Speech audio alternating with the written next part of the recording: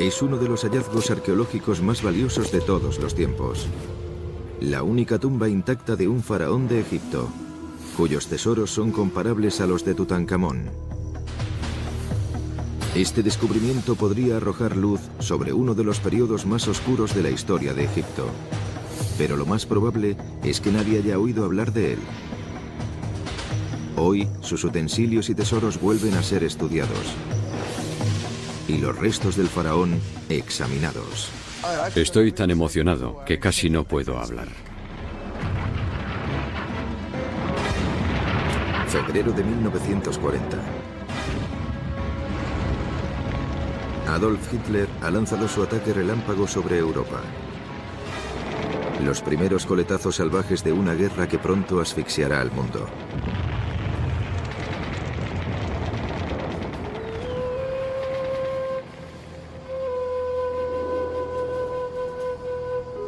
Por el momento, Egipto está lejos del campo de batalla. En una excavación cerca del Nilo, un equipo de arqueólogos franceses llevan trabajando más de una década.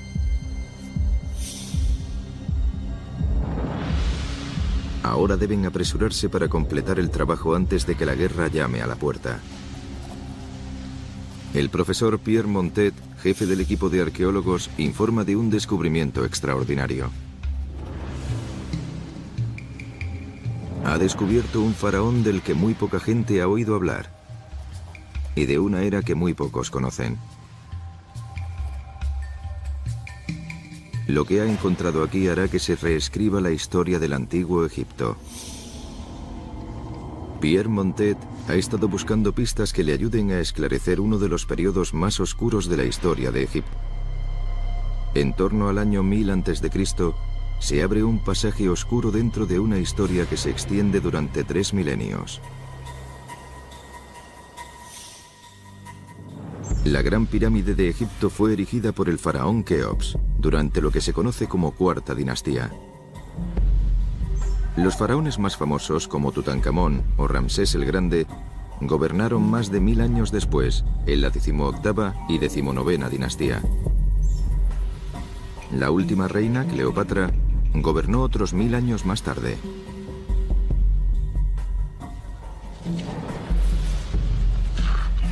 El doctor Peter Lacovara es egiptólogo y se basa en inscripciones y jeroglíficos para datar este inmenso periodo de tiempo.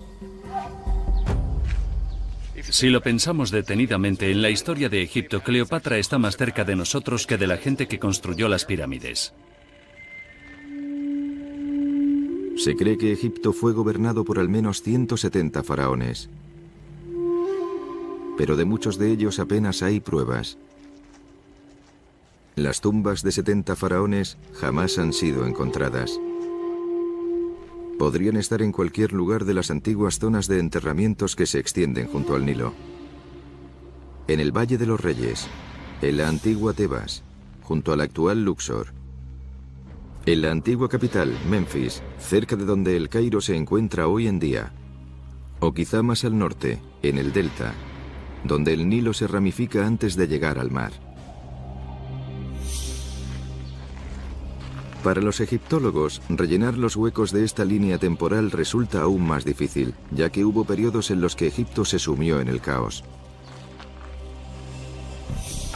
Durante 500 años, los gobernantes debieron luchar por hacerse por el control, en lo que se conoce como periodo intermedio, la era oscura de Egipto. Durante el periodo intermedio se produce una crisis económica, estalla una guerra civil. El país se divide entre norte y sur y aparece la amenaza de una invasión extranjera. Los disturbios civiles no son buenos para los arqueólogos. No tenemos grandes monumentos, ni inscripciones históricas, ni estatuas privadas. La gente está muy ocupada intentando sobrevivir.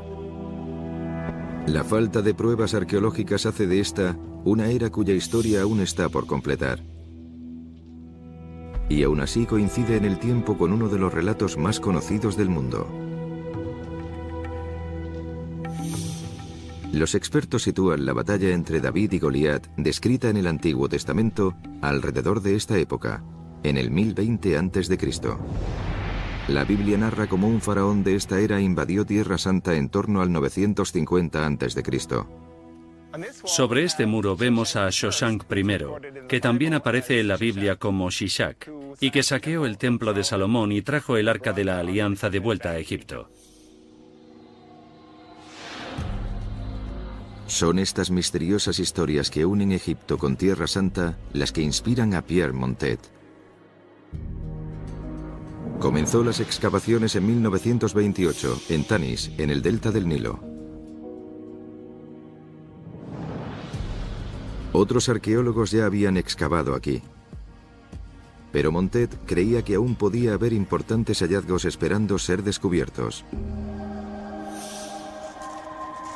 En muy poco tiempo, la búsqueda de Montet empezó a dar resultado.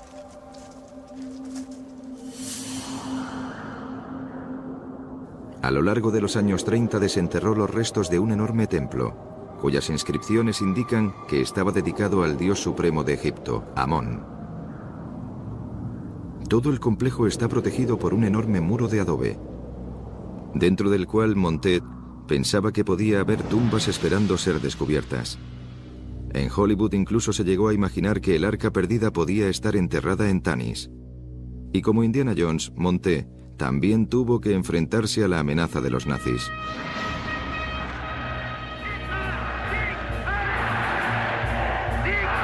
El mundo estaba al borde de la guerra. Adolf Hitler amenazaba con movilizar sus tropas de asalto en cualquier momento.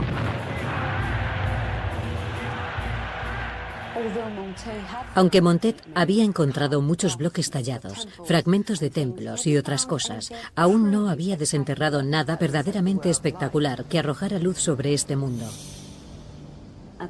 Al mismo tiempo, el estruendo de la guerra se había extendido por Europa, de modo que siempre debía tener un ojo puesto en todo lo que ocurría, por lo que debió de haber sido un periodo de mucha tensión para él. En Tanis, el equipo de Montet casi había terminado de peinar todo el complejo del templo cuando se topó con algo cerca del muro.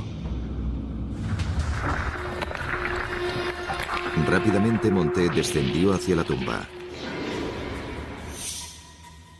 Entre las sombras descubrió toda una serie de cámaras funerarias.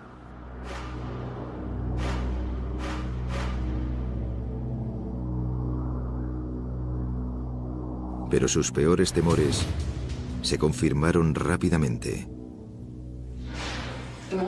Montet debió de sentir cómo se le hundía el corazón al entrar aquí, porque vio un agujero en el techo que no debía existir, y eso obviamente significaba que los saqueadores de tumbas habían entrado aquí antes que él. Se trataba de una tumba real, datada en torno al 850 a.C. Las inscripciones indican que esta tumba pertenecía a Osorkon II, que fue un faraón de la 22ª dinastía, y también que varios de sus familiares fueron enterrados aquí. Fue todo un descubrimiento significativo, pero no era una tumba real intacta y no saqueada. Montet era realista. En toda la historia de la arqueología en Egipto, ningún arqueólogo ha encontrado la tumba de un faraón que no haya sido saqueada. Pero no pensaba rendirse. Montet ordenó a su equipo que ampliaran el área de excavación hasta esta zona a unos 9 metros. Allí había un segundo complejo funerario, justo al lado del que ya había sido saqueado. Montet apenas podía creerlo. Pero esta vez la tumba parecía estar intacta.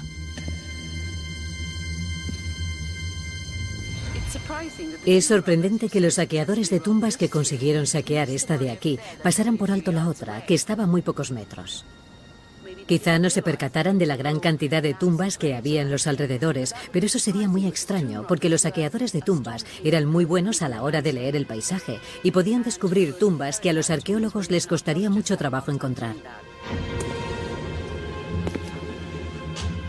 Montet aún no sabía quién estaba enterrado allí.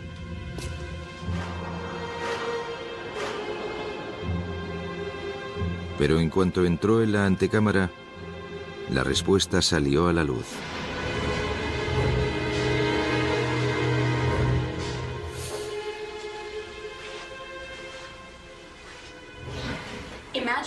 Imaginemos la emoción de Montet cuando llegó aquí, iluminó la inscripción y vio un nombre real, Paseba Kaenuit, que significa la estrella que se alza sobre la ciudad, amado del dios Amón.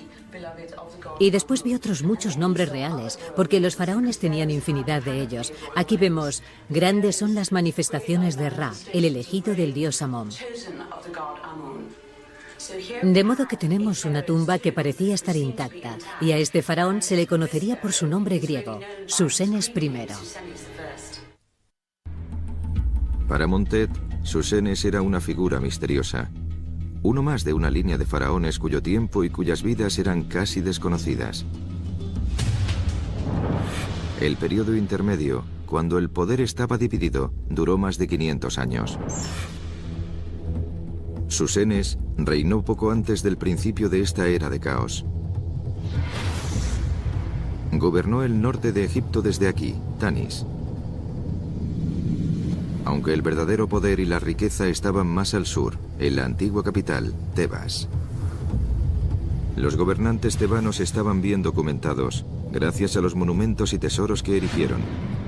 Pero ¿quiénes eran estos reyes del norte? ¿Débiles señores de la guerra? ¿O importantes faraones dignos de ocupar un lugar en la historia? Si la tumba de Susenes estaba realmente intacta, Montet podía tapar uno de los grandes espacios vacíos de la historia de Egipto. La puerta que daba acceso a la cámara funeraria estaba fuertemente sellada con un enorme bloque de granito sólido. Se necesitaron 6 días de duro trabajo para romperlo en pedazos. Después, por fin Montet pudo acceder al interior de la tumba.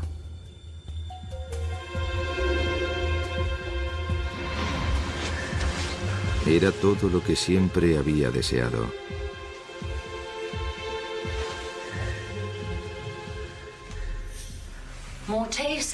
Montet dijo que la tumba estaba repleta de maravillas dignas de las 1001 noches.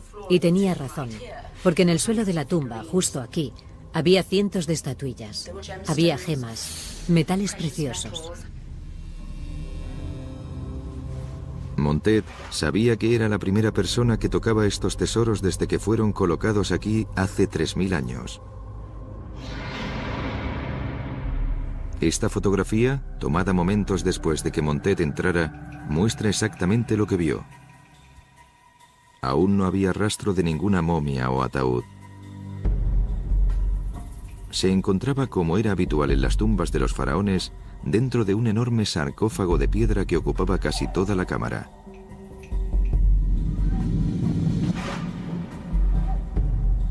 Estaba tallado y repleto de jeroglíficos.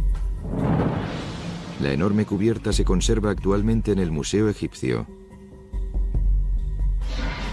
Dentro de esta había otro sarcófago, también ricamente tallado. Montet y su equipo tuvieron que hacer palanca con mucho cuidado para abrir este sarcófago de granito y encontrar el verdadero ataúd del faraón en el interior. Cuando la noticia del hallazgo se difundió, Montet recibió la visita de un importante invitado.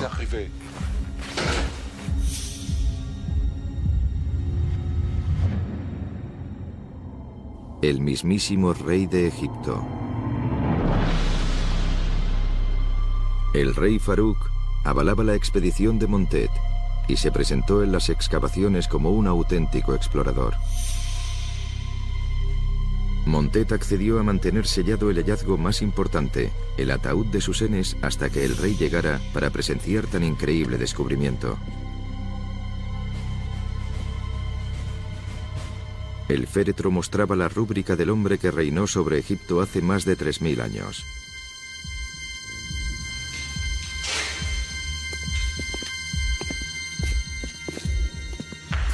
Pero el rey Farouk quería ver tesoros, no tallas.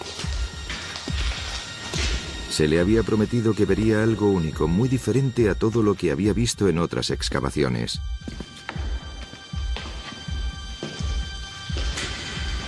No quedaría decepcionado.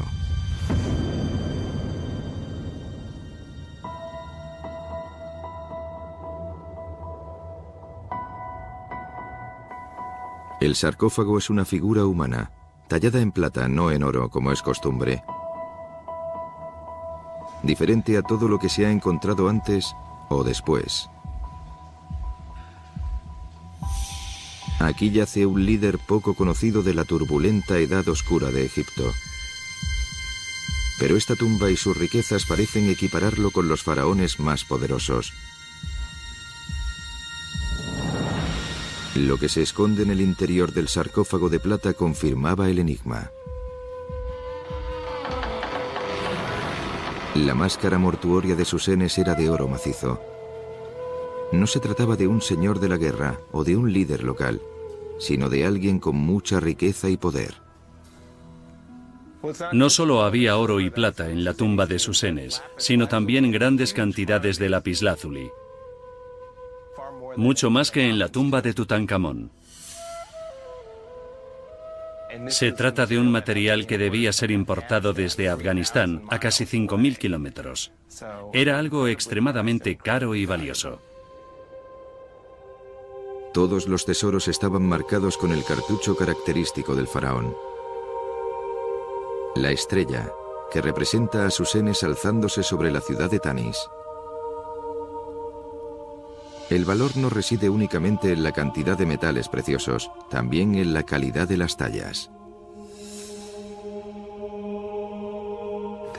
Están diseñadas de manera hermosa,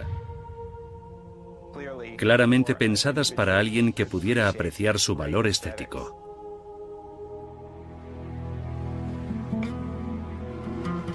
Montet deseaba tener meses para examinar con detenimiento todo lo que había encontrado, pero no tuvo ese lujo.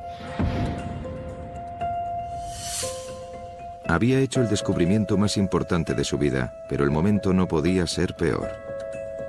Los ejércitos de Hitler se han apostado en la frontera francesa. La invasión es solo cuestión de semanas. Montet ordena cerrar la excavación y se apresura a regresar a Francia con su familia. No volverá hasta dentro de 5 años. Los secretos de la tumba de Susenes son llevados a El Cairo para ponerlos a salvo. Aunque se trata de uno de los momentos más grandiosos de la arqueología, el descubrimiento de Montet pasa casi desapercibido.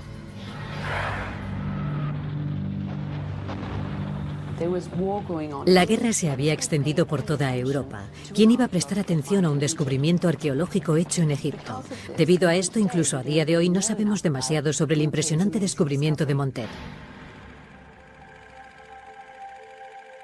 Cuando Tutankamón fue desenterrado en 1922, se le dedicaron titulares por todo el mundo. Y cuando su momia fue analizada, las cámaras también estuvieron allí.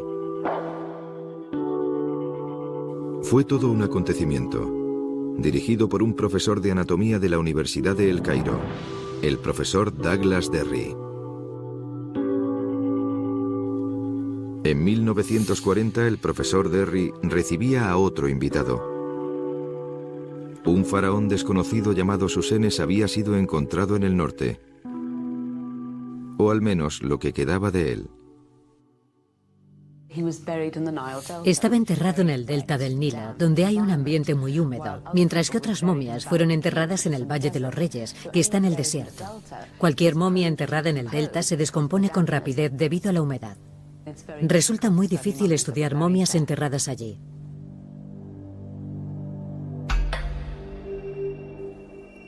Derry llevó a cabo lo que hoy nos parecería un examen superficial. Podía decir con certeza que Susenes había muerto siendo ya anciano, pero pasó por alto pruebas muy importantes. Después, los huesos fueron enterrados de nuevo, pero esta vez no en una tumba real, sino en los archivos de la universidad.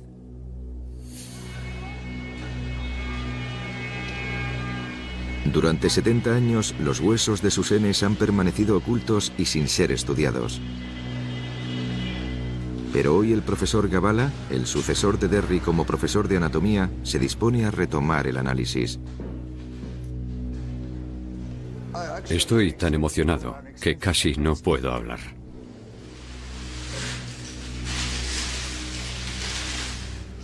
No existe ningún estudio detallado sobre este esqueleto que especifique su estado de salud o su modo de vida. Las pruebas del primer examen que se hizo están aquí. Los huesos más pequeños siguen en las viejas cajas de cigarrillos del profesor Derry. Aunque el tejido blando ha desaparecido, los huesos de sus senes revelan mucha información sobre el faraón. Medía 1,66 y era de complexión fuerte. Tal y como señaló Derry, Susenes murió siendo anciano. Puede que rondara los 80 años, en una época en la que la esperanza de vida era de 35. El desgaste y las marcas de los dientes confirman la opinión de Derry. Pero el análisis del profesor revela nuevos e impresionantes datos. Concretamente en la séptima vértebra cervical, el columna vertebral del rey. Este es un descubrimiento que he hecho durante mi análisis. El rey se rompió la columna y se recuperó estando aún con vida. Y ahora la fisura está reparada. Si miramos estas irregularidades y la curvatura de la espina dorsal, es algo que no menciona el profesor Derry. Es un descubrimiento que he hecho yo. Es una fractura conocida como fractura del cavador. Y puede hacernos pensar que el faraón no llevaba una vida sedentaria. Esta fractura se produce por un trabajo excesivo de las extremidades superiores. La fractura vertebral de Susenes se curó con el paso del tiempo. Pero también hay pruebas de una enfermedad crónica en la zona lumbar. El rey sufría una enfermedad de los tejidos conjuntivos, una enfermedad reumática que provocaba la osificación de los ligamentos de la columna vertebral. El profesor Derry lo mencionó en su análisis, pero no diagnosticó la causa. El primer análisis detallado de los huesos de Susenes proporciona información muy valiosa sobre su vida. Y ahora, por primera vez, una artista forense intentará descubrir cuál era su aspecto real.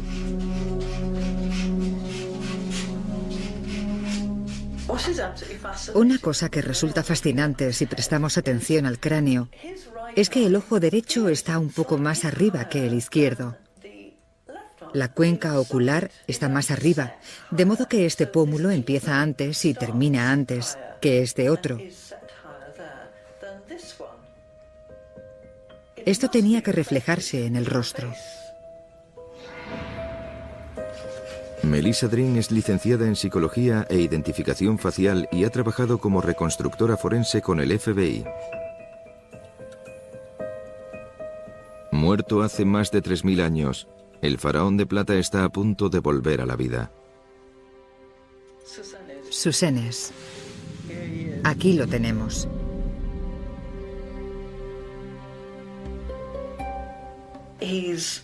Tenía una complexión física muy fuerte, con la cabeza grande y el cuerpo compacto. No tuvo problemas para emplear su cuerpo en algún tipo de esfuerzo intenso. También había perdido los dientes en ambos lados, por lo que parecía una especie de cascanueces. Y podía cerrar la mandíbula con mucha fuerza. Tiene una expresión decidida y una mirada sensata. El hecho de que Susenes viviera tantos años a pesar de su historial médico permite a los egiptólogos afirmar que, sobre todo, era un superviviente. El hecho de que fuera físicamente tan fuerte y tan longevo debió haber contribuido a su éxito como gobernante. Gobernó sobre esta zona durante 46 años, lo cual es mucho tiempo. La gente como Tutankamón moría en la adolescencia, así que alguien como Susenes debió de destacar mucho. Con 46 años, el reinado de Susenes es uno de los más largos de todos los faraones de Egipto. Los tesoros de su tumba y su apariencia física han proporcionado numerosas pruebas. pero los arqueólogos aún tratan de esclarecer la época oscura producida en torno al año 1000, cuando faraones como Susenes tuvieron que compartir el poder con sus rivales del sur del reino. Resulta irónico que esta época oscura de la historia de Egipto siguiera un periodo en el que los faraones gozaron de su máximo poder. Las semillas de la crisis que se vivió durante el reinado de Susenes fueron sembradas 200 años antes, por el faraón más poderoso de todos. Egipto alcanzó la cúspide de su poder con Ramsés II, Ramsés el Grande. Fue un constructor muy prolífico, el más grande que Egipto jamás había visto, y llegó a tener 100 hijos. Antes de Ramsés, en Egipto solo había 2 centros de poder: Tebas y Memphis. La desmedida ambición de Ramsés le llevó a erigir una capital totalmente nueva en el delta del Nilo. La llamó Pir Ramsés, la casa de Ramsés. Pero Ramsés se divertía con un juego muy peligroso. La región del Delta era una de las zonas fronterizas de Egipto antes de que Ramsés empezara a colonizarla y a construir su nueva capital. Pero de algún modo, eso rompió el equilibrio. Mientras un gobernante fuerte como Ramsés el Grande podía mantener el control, en cuanto llegara uno más débil, el delta del Nilo podría quedar aislado.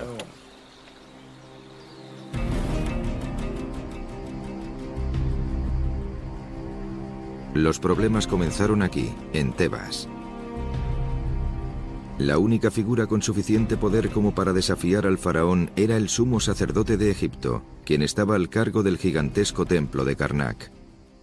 En cierto modo, el término sumo sacerdote puede llevar a confusión, ya que era más que una simple figura religiosa. Era el encargado del gran negocio que era en realidad este templo. Era un importante líder político que incluso podía estar al mando de una fuerza militar. El poder de los altos sacerdotes se basaba en la creencia de que eran capaces de influir en todo lo que ocurría, incluso en el más allá. El rey le cedía una parte del templo y después los sacerdotes del templo mantenían vivo su culto y sus monumentos. Así mantenían viva su memoria, que era algo esencial para los egipcios.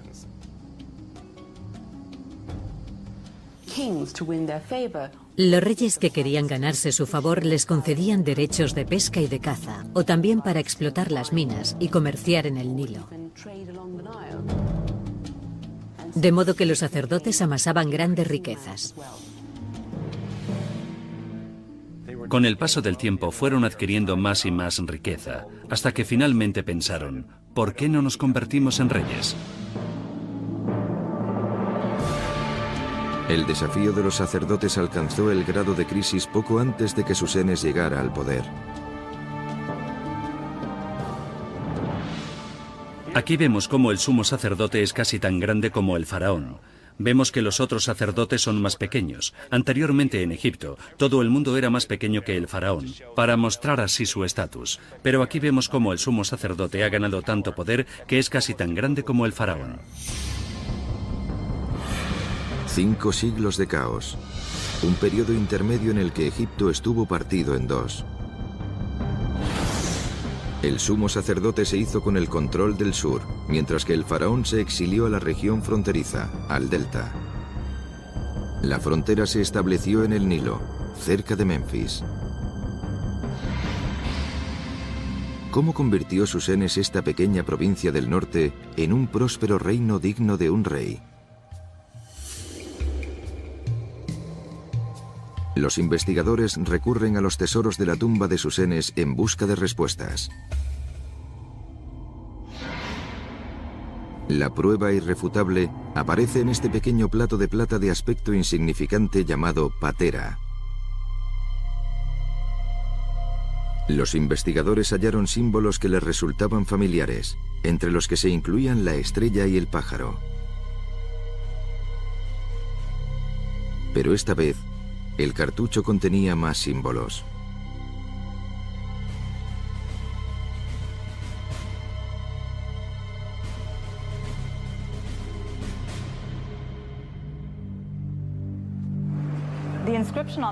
La inscripción de la patera dice: larga vida al Dios perfecto, Señor de las dos tierras, sumo sacerdote de Amón, rey de dioses, elegido de Amón, y por último, Susenes. Lo más importante es que gracias a este plato sabemos que ostentaba el título de sumo sacerdote de Amón en el norte. De pronto, al descifrar estos jeroglíficos, todo cobra sentido.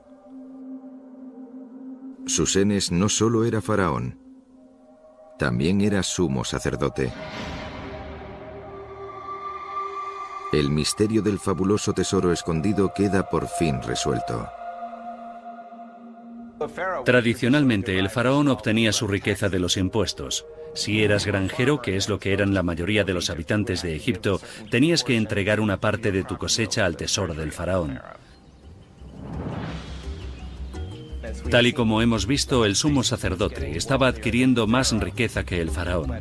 Pero de esta manera, Susenes combinaba ambas fuentes de riqueza, la riqueza del templo y la riqueza tradicional del faraón. Pero ¿cómo consiguió Susenes forjarse una posición tan poderosa? Eso es algo que se responde examinando las conexiones familiares del clan que gobernaba sobre Egipto. Las pistas nos llevan hasta el hombre que hizo el papel de padrino en medio de la confusión, el sacerdote y gobernante local Pinetjem. Pinetjem fue el sumo sacerdote del templo de Karnak en torno al 1070 a.C. Tenía 4 hijos, 3 de los cuales le sucedieron como sumo sacerdote, pero uno, Susenes, se fue a Tanis, donde se convirtió en faraón, y también recibió el título de sumo sacerdote de Amón en el norte.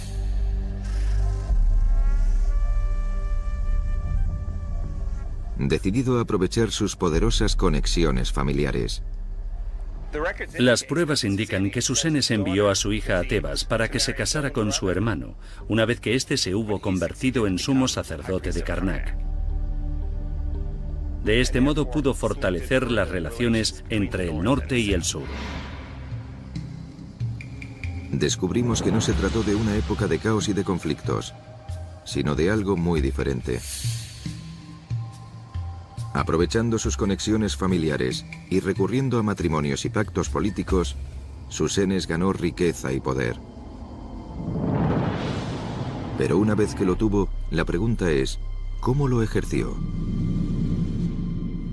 Estudios recientes han demostrado que Susenes fue el promotor de uno de los logros más extraordinarios de la antigüedad.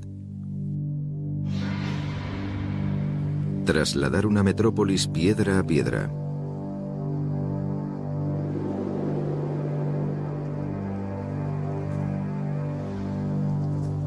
La localización exacta de la famosa capital de Ramsés, Pi-Ramsés, era uno de los grandes enigmas arqueológicos del mundo.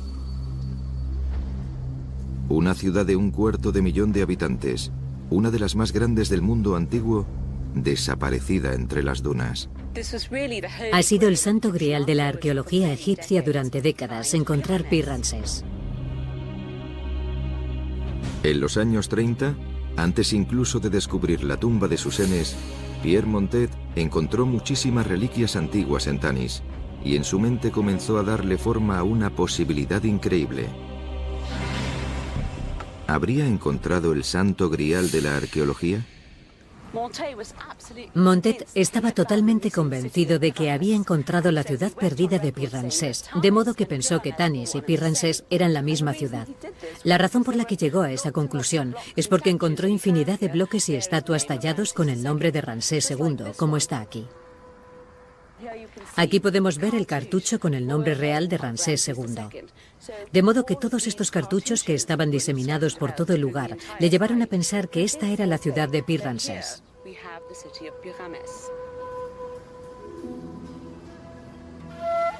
Para Montet y para los arqueólogos de todo el mundo, este descubrimiento fue más importante incluso que el hallazgo de una tumba real. Pero Montet había cometido un error clave. Su teoría parecía coherente, porque Tanis estaba a la orilla del río. y las crónicas antiguas decían que Pi-Ramsés también estaba a orillas del Nilo. Pero en la región del delta de Egipto, el Nilo no tiene un único caudal. Tiene muchas ramificaciones y van cambiando con el paso del tiempo. Mientras una zona se mantiene elevada, otras quedan inundadas.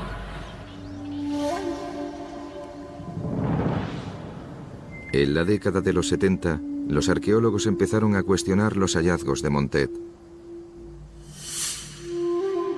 Se centraron en un pequeño asentamiento a 20 kilómetros de Tanis.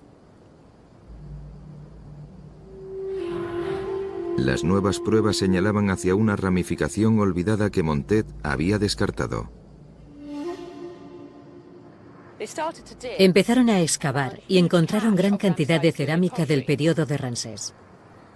De manera que emplearon un georradar para inspeccionar la zona. Y las lecturas revelaron una enorme ciudad.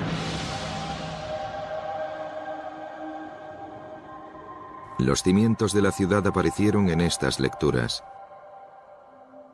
El Nilo, por donde una vez había fluido, y las imágenes fantasmales de la ciudad perdida de Ramsés. Aquí había un templo, así como instalaciones militares. Incluso encontraron los establos de Ramsés II.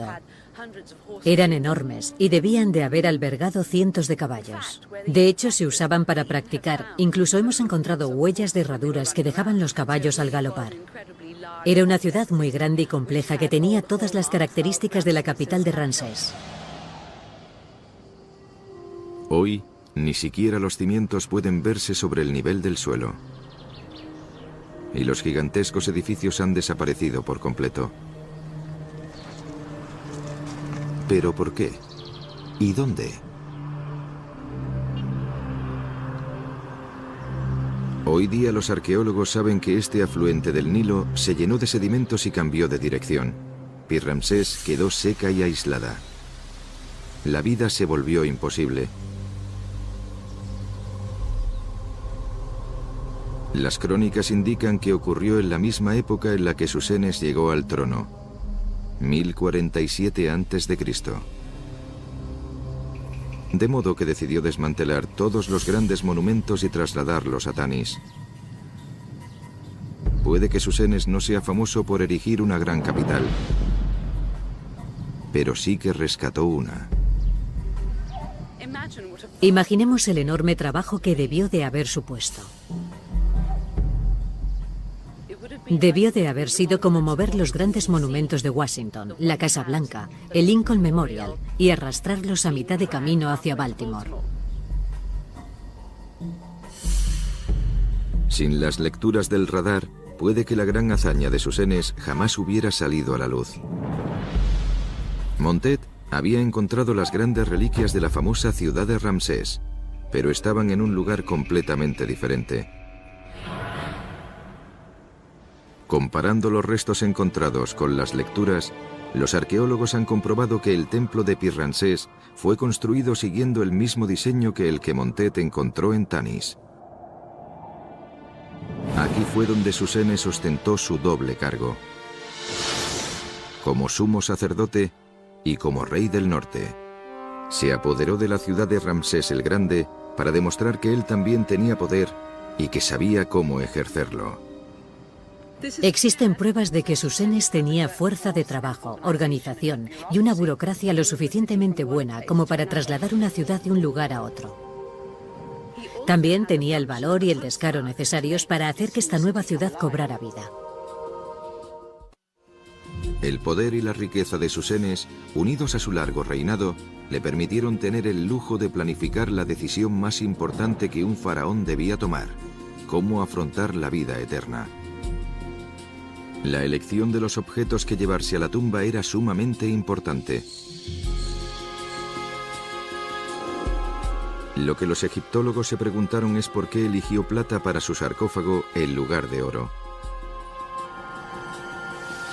Los antiguos egipcios creían que el oro era la carne de los dioses. Su capacidad para no oxidarse ni desgastarse le otorgaba el aspecto de ser eterno, como los propios dioses. La plata se consideraba como los huesos de los dioses, dado su aspecto blanquecino. En el antiguo Egipto había reservas naturales de oro, pero la plata era escasa. En las primeras dinastías se consideraba como algo muy valioso. Pero en la época de Susenes, Egipto ya había desarrollado lazos comerciales.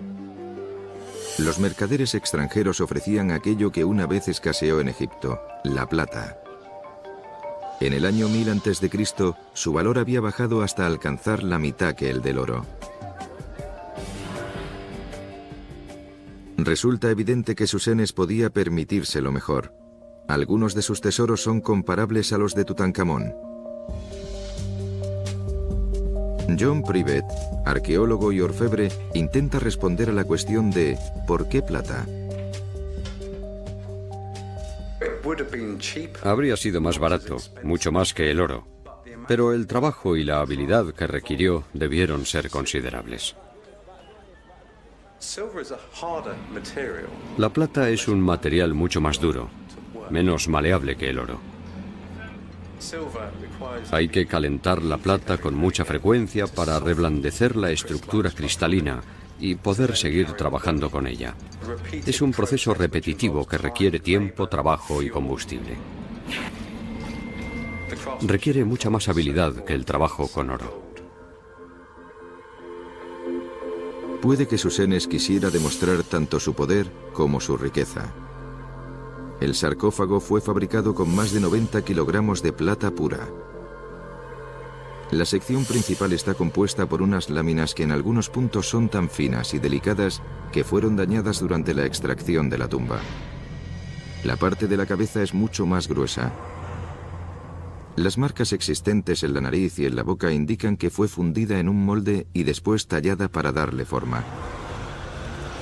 Los egipcios eran famosos por dominar el arte de la fundición de metales preciosos. A partir de las primeras fundiciones, los artesanos de Susenes tuvieron que pulir y tallar los rasgos del faraón, un proceso que requería cientos de horas de duro trabajo.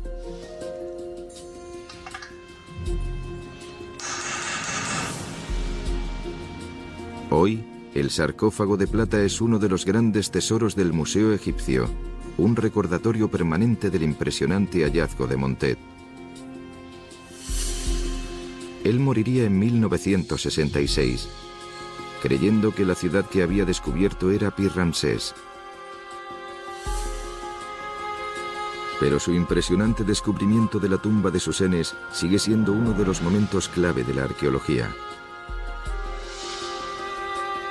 Susenes jamás ha disfrutado de la fama de Ramsés o de Tutankamón, pero su estrella comienza a elevarse. Actualmente los investigadores han retomado el trabajo iniciado por Montet y empiezan a levantar el velo de la que se considera como la Edad Oscura de Egipto. Susenes fue un hombre increíble. No solo trasladó la capital de un lugar a otro, sino que también construyó una espectacular tumba que ha conseguido resistir al paso del tiempo y a los expolios de los saqueadores. Su figura debe ser reevaluada y debemos prestar una mayor atención a este destacado faraón de la 21ª dinastía. Susenes habría pensado que erigiendo un enterramiento tan elaborado, estaría asegurándose la inmortalidad. 3000 años más tarde, podemos volver la vista atrás y decir que eso es exactamente lo que consiguió.